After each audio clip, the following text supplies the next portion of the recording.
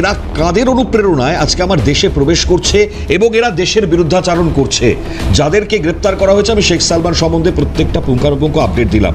প্রদীপ্ত, আপনার কি মনে হয়? আমি সব কিছু ছেড়ে দিলাম, কিন্তু আমার দেশের বিরুদ্ধে যখন কাজ হবে, দেশের বিরুদ্ধাচারণ হবে, তখন তো মারাত্মক সেই জায়গায় পদক্ষেপ নেওয়া উচিত। 100% দেশের বিরুদ্ধে যে পদক্ষেপ করবে তার বিরুদ্ধে 100% পদক্ষেপ নেওয়া হবে। এ ব্যাপারে কে বাবরের সরকার, কে অমুক সরকার তমুক সরকার দেখার দরকার নেই। ফলে এই যে 16 জনের গ্রেপ্তার হচ্ছে, তার মধ্যে যেমন দীপক ভৌমিকও আছে যার নাম বিকি, তেমন অন্যান্যরাও আছে। ফলে শুক্রবারই বলে আমাদের মা সন্তোষীকে অপমান করার কোনো আলাদা করে দরকার নেই, কারণ আমরা শুক্রবারে মা সন্তোষীর পুজো করি, উপোস করি। ফলে শুক্রবারই আমরাও নিজেরা অন্যভাবে। আবার একই সঙ্গে আমি খুব ধন্যবাদ দেব ভারত সরকারকে, জ্যোতি মালহোত্রাকে গ্রেপ্তার করেছে। জ্যোতি মালহোত্রা ইম্পর্টেন্ট ইনফরমেশন, হরিয়ানার ভদ্রমহিলা, ওই ইম্পর্টেন্ট ইনফরমেশন বিদেশে সাপ্লাই করছিল, জ্যোতি মালহোত্রাকে গ্রেপ্তার করেছে। দেবেন্দ্র নারায়ণ শর্মা, ইন্ডিয়ান এয়ারফোর্সের সার্জেন্ট, 2022 সালে তাকে গ্রেপ্তার করেছে কেন্দ্র সরকার, ধন্যবাদ। Vishal Yadav, upper division clerk, operation Sindoor, তার আগে পেহেলগাঁওয়ের তথ্য সাপ্লাই করেছে, এই বিশাল যাদবকে গ্রেপ্তার করেছে কেন্দ্র সরকার। সত্যেন্দ্র সিনভাল, তিনি ইন্ডিয়ান এমবাসি এমপ্লয়ি, মস্কোতে 2024 সালে ইনফরমেশন বিক্রি করছিল টাকার বিনিময়ে, সেই সত্যেন্দ্র সিনভালকে গ্রেপ্তার করেছে। আমি ধন্যবাদ দেব মতিরাম জাটকে গ্রেপ্তার করার জন্য, যে মতিরাম জাট সিআরপিএফ এর অ্যাসিস্ট্যান্ট সাব ইন্সপেক্টর, তিনি ওই পেহেলগাঁওয়ের হামলার সময় ইম্পর্টেন্ট তথ্য সাপ্লাই করেছিলেন।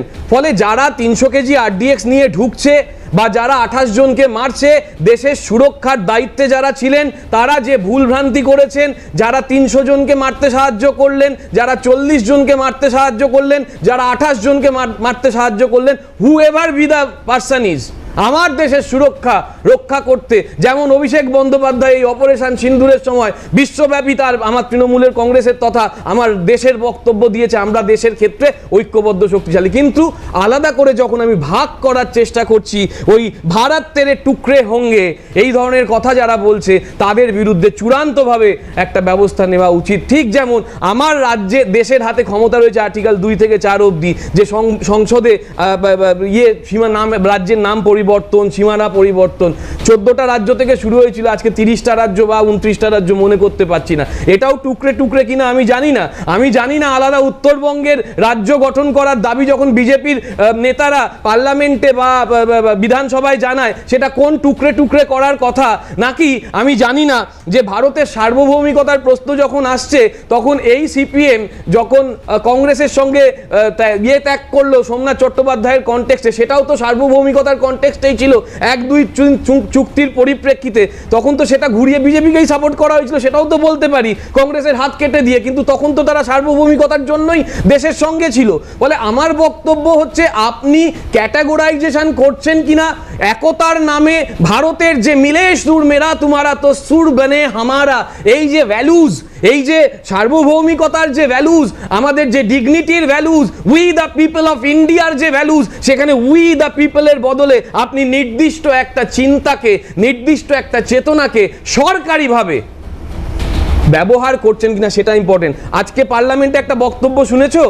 পার্লামেন্টে যখন রাহুল গান্ধী বলতে উঠেছেন 1:47 থেকে 50 মধ্যে, টাইমটা বলে দিলাম, দুপুর 1:47 থেকে 50-এর মধ্যে রাহুল গান্ধী একটা ধর্ম নিয়ে কিছু কথা বলছিলেন। তখন মাননীয় স্পিকার বললেন যে, আপনি মাননীয় বিরোধী দলনেতা, আপনার জানা উচিত যে কোনো ধর্ম নিয়ে নির্দিষ্ট কোনো কথা বললে সেটা যদি দেশের অস্থিরতার ক্ষেত্রে দায়ী হয়, আপনার সেখানে সেটা না করা উচিত। আর যখন আমার বিধানসভায় এটা বলা হচ্ছে শুক্রবারীরা সব করছে, শুক্রবারীরা, তখন তাকে কে পরামর্শ দেবে? কোন বিরোধী নেতা পরামর্শ দেবে? যে বিরোধী নেতা বা যে অন্যান্যরা যারা আছেন, তারা যারা ওদেরই প্রমোট করা লোকজন, তারা দেবে?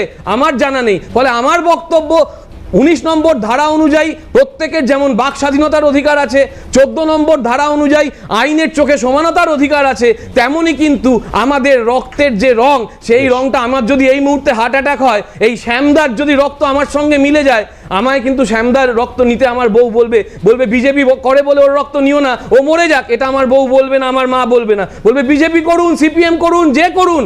কিন্তু আপনি হিন্দু হন, মুসলিম হন, খ্রিস্টান হোক, সাই হন, তপসিলি জাতি হন, উপজাতি হন, আমি উচ্চ ব্রাহ্মণ, উচ্চ ব্রাহ্মণের গায়ে অন্য রক্ত ঢুকবে না, আমার স্ত্রী আমার মা বলবে না, আমার স্ত্রী আমার মা বলবে যে ভাই দেখো তুমি যে হও না কেন আমার সন্তানকে বাঁচাও, আমার আমার বরকে বাঁচাও। এই স্পিরিটে আমরা বড় হয়েছি, এই স্পিরিট যারা ভাঙবে তারা দিনে দিনে ভেঙে যাবে, এটা নিশ্চিহ্ন হয়ে যাবে। চলো।